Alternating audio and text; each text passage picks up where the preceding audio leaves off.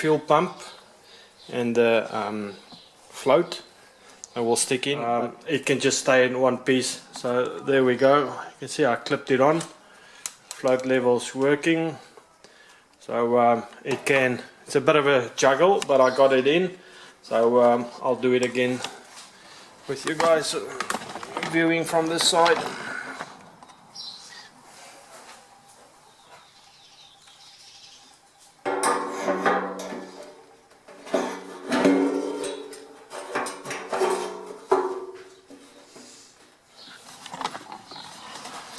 Alright guys, fuel pump is in, and I just have to make sure about the orientation of this valve. To be honest, I cannot recall when I took it off which way it was pointing, so I will first just go through the old videos and see when I pulled it off what was the orientation of this. So I'll get back to you guys. Alright guys, update on the fuel tank situation. As you guys can see, right there is a dimple on the fuel tank. It was pushed in there during manufacturing process, and that's the other side. So they basically line up, and then this will sit to the back end, but a little bit off center for your fuel. And then I just tighten it in a crisscross pattern. And that's it.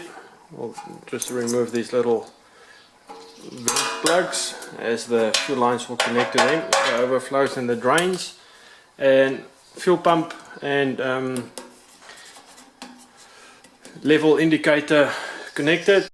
Alright guys, easy enough, just 2 bolts, and I've got 2 other ones, but obviously they will come in from this side and attach the tank to the airframe, or the frame, once we're done. So that's done. Bottom side of the fuel tank is done.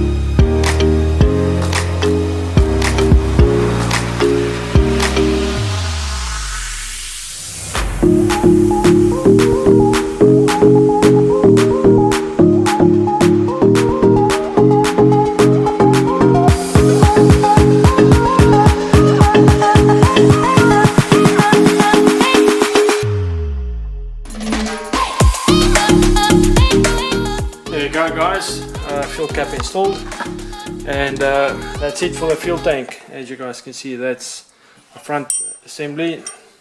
This bolt will just come through once it goes on, and that's it. I think it looks bloody awesome, but there we go. So fuel tank is in.